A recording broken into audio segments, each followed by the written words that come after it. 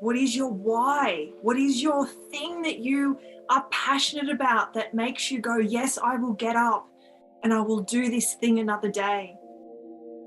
Because that ties in beautifully with how we can bring sacred play into our lives. Sacred play to me is what adults need, what we need when we grow up and we forget what fun and what excitement is, when we think we've lost our spark, when we are disillusioned with the world, when we are in movement of action, of doing, of productivity, of responsibilities, and the weight of our lives becomes so heavy that we don't feel like we have time to let go. So this is very different from the play of when we were children, but there is an energy and essence that is there to be rekindled. Sacred play is about that moment of presence, of feeling that connection to a treasured moment when you are so there, you are so in the moment that you can call back on that place. You can call back on that experience time and time again and feel it in your body, in your being. It brings you that sense of joy or relaxation or pleasure. As we grow and evolve, as we become more mature, we have more responsibilities in our life, we may feel the pressures of being financially responsible, being parents, running businesses, going to work, whatever it is. We don't have that sense of carefree nature that we may have had when we remember that past fun self. I want to throw that out the window today. I don't want you to try and recapture what it was that you used to feel fun about. I want to help you to find today in your life, in your everyday, in the mundane moments, that magic again, that sense of sacred play, that sense of joy that hits your heart and seeps into your soul and makes you feel alive, that fills your inner cup up with some sense of joy, some sense of reverence for this exquisiteness that life gives us. Because it's so easy to not see the beauty around us. When we don't see the beauty around us, we go about our day, our weeks, our life, effectively blindfolded. There is such an overstimulation in our world. Our ancestors were exposed to what we're exposed to us on a daily basis. Perhaps in a year they would get that much stimulus. Our nervous systems are overworked. Our energy bodies are consistently having to figure out, is that a good thing? Is that a bad thing? Do we let that in? Oh, we've let it in, and now how do we clear it out of our systems? When we can be conscious of what we do want to seek, when we seek out beauty, we seek out soul food that feeds us, then we start to have a fuller cup, have a level of reserves in our being that we can draw upon, that we can work with, that we can find joy. What is play to you? Is it being creative? Is it feeling free? Is it feeling like you can be in the moment?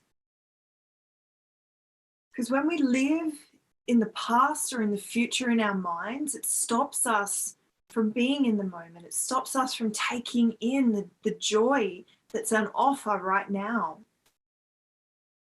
I wanted to give an example of on the weekend, I had a day and I realized it was full of sacred play.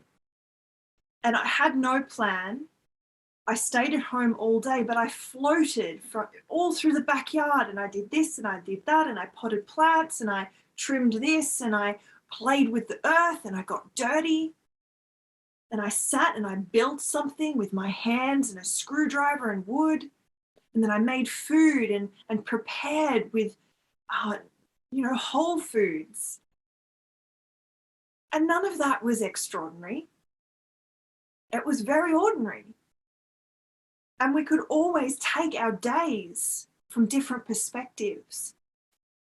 I could have said, oh, that was a really boring weekend and I wish I'd done something exciting, but it nourished me on such a deep level to do those things because I was present in the moment with them. It was exactly what my energy body needed. It was exactly what my physical body needed. Being in touch with the earth gave me that connection to nature's medicine, her energy, her earthing. When you see one of those beautiful sunsets, or if you catch a sunrise, you see the beautiful spring flowers blooming around us at the moment with their vibrancy and their color. Here where I live, I'm surrounded by amazing bird life, which I'm constantly in awe of. Watching them cascade across the sky, making their numerous sounds and calls. They ignite something in me. They remind me of this inner joy, this sacred space that I hold, and it is fed by those experiences. What I want to impart for you today is this sense of how to bring sacred play into your world just in a beautiful, quiet way. Of course, we can go out and have the amazing adventures and plan a weekend away and have a holiday, but they're kind of one-offs. We don't get to do them every day, and we deserve to have sacred play in our life every day. We need to feed ourselves the elixir of life every single day in order to feel fulfilled, to feel nourished on that soul level.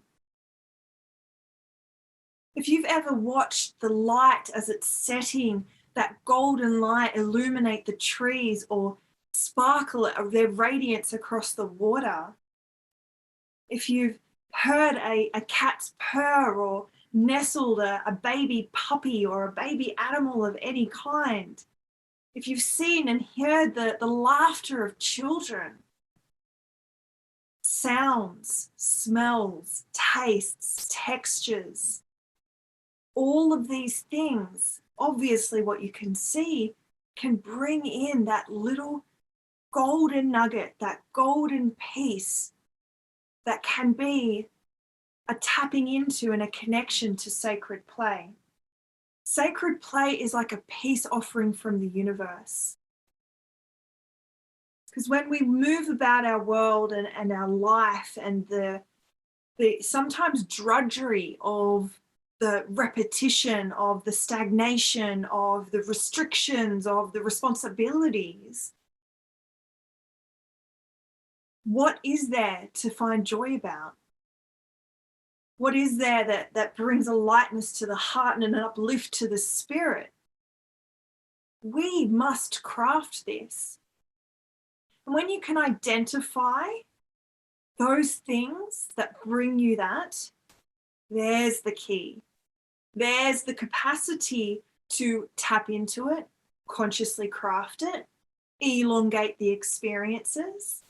We must, however, give ourselves permission for this to touch our soul, for this to seep into our being and fill our cup up.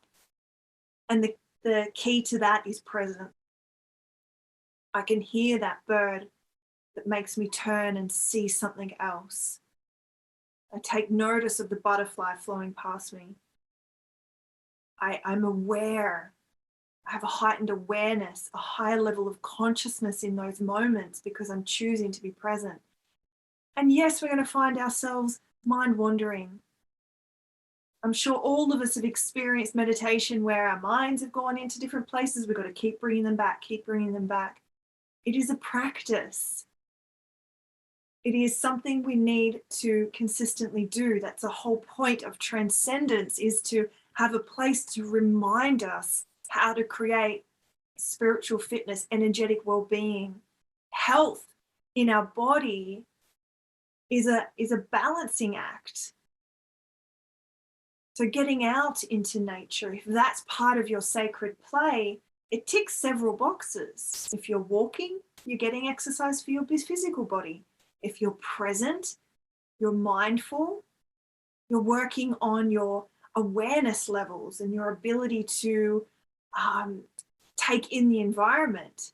If it's bringing you joy, if it's lighting you up, it's your sacred play, it's your connection, it's your filling of your cup. But we are being called collectively to slow down, to change pace, to let go of the way we used to think everything needs to be done. We are in the crumbling of a patriarchal society, yet to show itself what it's going to be, what it's going to grow into. We are the founders of the next culture and the next society. So we are going through chaos. We're going through the disillusionment and the death phase, and we're going to see it showcase itself in many, many different ways.